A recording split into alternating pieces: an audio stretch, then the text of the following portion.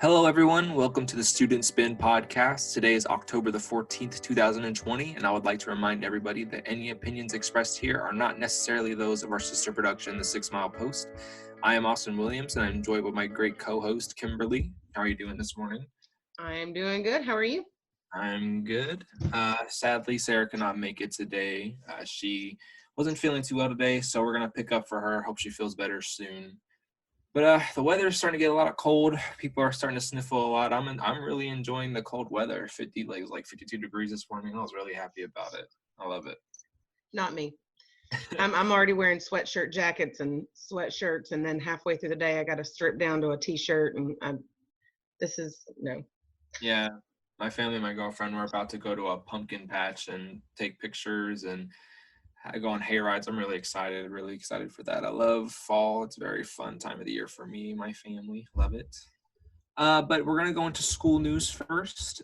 So we have become a student leader, an orientation leader from what I see. So basically orientation leaders basically go and show the new students that want to come to Highlands around and go take them around the campuses, tell them what about Highlands, about what they offer, stuff like that. They're really informational. They're really helpful. When I had my orientation here over in Rome, it was really helpful. So if you want to email to apply for that, Tennessee Aquarium is half price tickets until October 31st.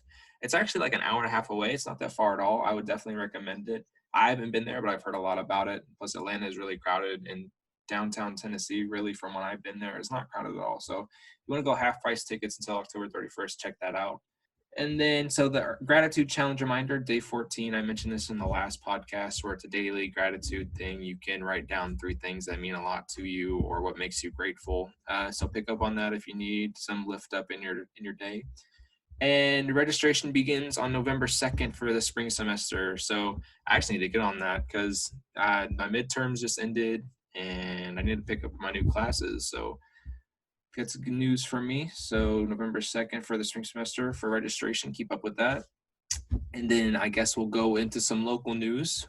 There was news of a Bartow County school systems teacher at Cass Middle School, Laura Thompson. She passed away last Thursday in a car accident.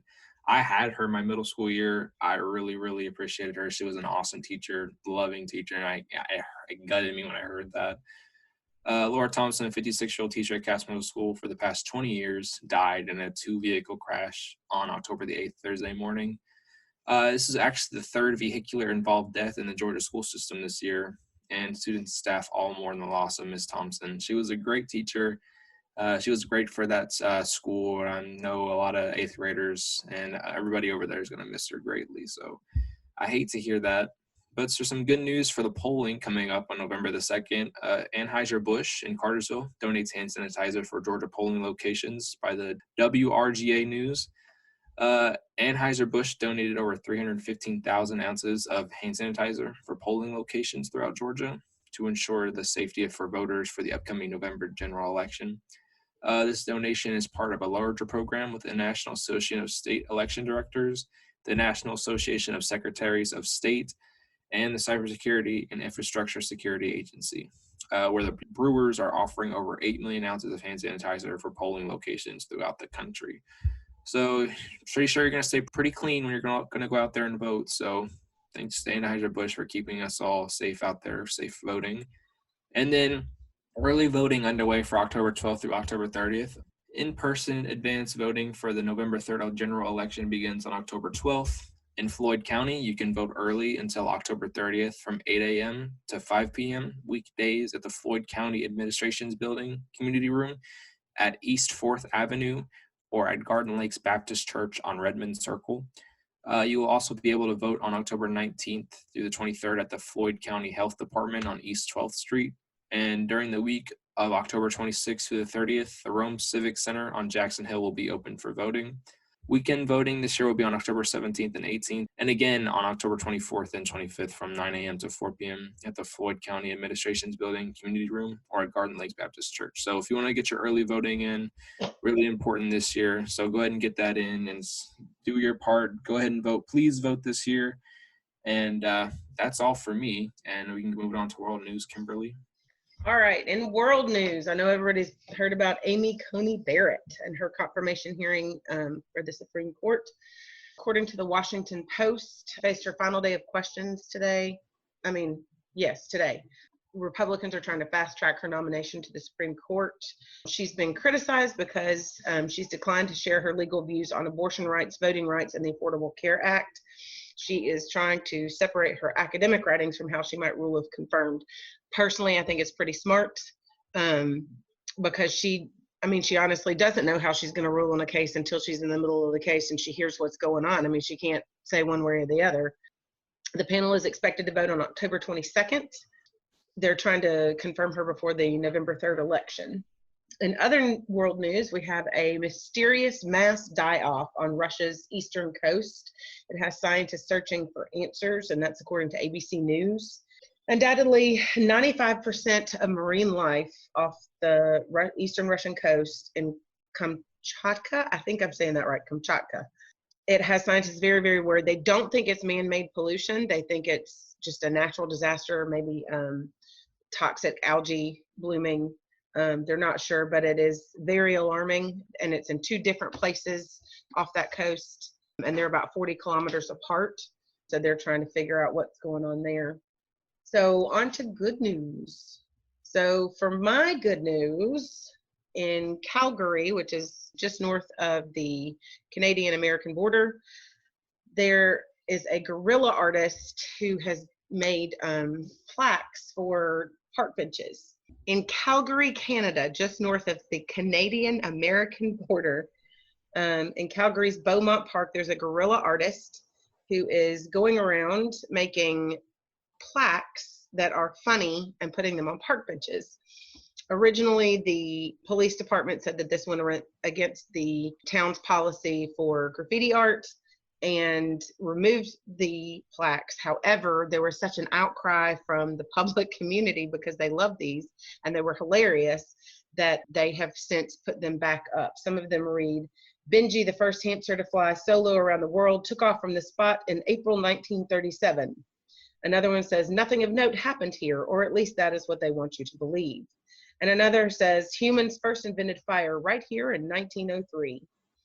So that's just some funny, good stuff going on somewhere. Somebody trying to lighten things up during this horrible pandemic. So what you got, Austin? Some good old TikTok news, that's reliable for me. Idaho potato worker becomes TikTok sensation and Fleetwood Mac sales soar. Nathan Apodaca is seen riding down the road on a longboard, listening and singing to Dream by Fleetwood Mac and drinking a bottle of Ocean Spray cran raspberry juice. I'm sure some of you guys, if you're big on TikTok, and it's on commercials as well, it's this man riding down, looks like on an interstate. And the story was that his car wasn't working. So he had to go to work in the morning on his longboard drinking juice, and it was just Fleetwood Mac, and it was like the sunrise view in this back of his phone, and the vibe was very nice. I really enjoyed it. It was very, very just smooth. If you listen to Fleetwood Mac, the songs, their genre of music. It's very, very nice. And the song Dreams by Fleetwood Mac had its best streaming week ever with more than 8.47 million views in the United States. And the TikTok video itself has over 8 million views, so it's very popular. Nathan is blowing up as a TikTok sensation. He's been very popular on the app. Yeah, Fleetwood Mac sales are soaring yet again. And then I did have a little bit of sports news. So the NBA season just ended. The Lakers won their 17th championship. And the NBA bubble had 0 positive tests throughout the 3-month NBA season. There are a lot of troubles right now in the sports world and our college academics. Basically, Division I college football teams are getting corona, it seems, left and right, kind of. The University of Florida just had 20 people test positive, and now they're having to cancel some games. So basically, the Lakers are celebrating their 17th championship, but there has been a success in the sports world due to the NBA bubble. Teams arrived in Orlando in July, and throughout the entire time, there were 0 positive tests. The bubble separated NBA players from their fans and family members, but this allowed the NBA season to happen. So basically, the bubble system works where they just separate themselves from fans, family, and friends. And basically, for 3 months, they were contact sport and no positive tests. And I understand where you can't separating people from their friends and their family. It could be trouble, but if they lock in and they put themselves, it's something if they wanted to do it. Now, I'm sure colleges would be having trouble forcing kids to be like, hey, we need to do this because we need money for our school because you guys make us millions of dollars a year. So I'm pretty sure kids would not want to be forced to play football if they didn't want to. So, but the bubble system worked very well this year. So I'm sure teams and other sports will look into it because it's pretty amazing how teams who don't follow this rule are getting COVID left and right, which is scary, but the bubble system worked very well. So do you have any shows you're watching or any music that you're listening to right now, Kimberly? Well, since it is the month of October, one of my favorite, well, my very favorite movie of all time, and you will see homages to it in just about every TV show, and there have been remakes of it, is Rear Window with Jimmy Stewart. It is one of the best movies, I think, of all time. I'm sure many people will not agree, but I absolutely love it. It's very stationary. He's just kind of looking out his apartment window. He's got a broken leg. He's a photographer, so he just likes kind of spying on people, making up stories. And he thinks that one of his neighbors across the way has murdered his wife. And so he's trying to prove that that's the case. And so it's a really very simple movie, but very, very compelling. I really like it. And as far as music, I don't know. I don't really have anything this week. I haven't had a chance to really listen to anything new. I've just kind of been on repeat with my normal stuff. So Yeah. Oh, I watched Hocus Pocus for the first time. Yeah, it was it was very the first time. the Oh first my God, that's one of my favorites. it was very funny. I really enjoyed it. It's like an original 90s Disney comedy. It's not cheesy or anything. It seemed very nice. I really miss that type of stuff. I'm really into all the Halloween movies this year, especially with The Nightmare Before Christmas is awesome, and there's others, of course. The Great Pumpkin, Charlie Brown and the Great Pumpkin. I think that's what it's called. Love that movie. Halloween brings great holiday movies. Love it and everything about it. Yeah, and if you're looking for the Charlie Brown one, it's the Great Pumpkin Charlie Brown. Great Pumpkin. There you go. Yeah, me and my family watch all the Charlie Brown movies whenever we can, really, on holidays. But can't wait for Christmas, though. It's my favorite season. But And if any of you have, any of you have kids, another great one for kids, because I know it's really hard to find stuff that is age appropriate for younger kids that's not too scary, but that still kind of fits the bill. Monster House is a great one. And then Halloween Town movies. Those are pretty cute.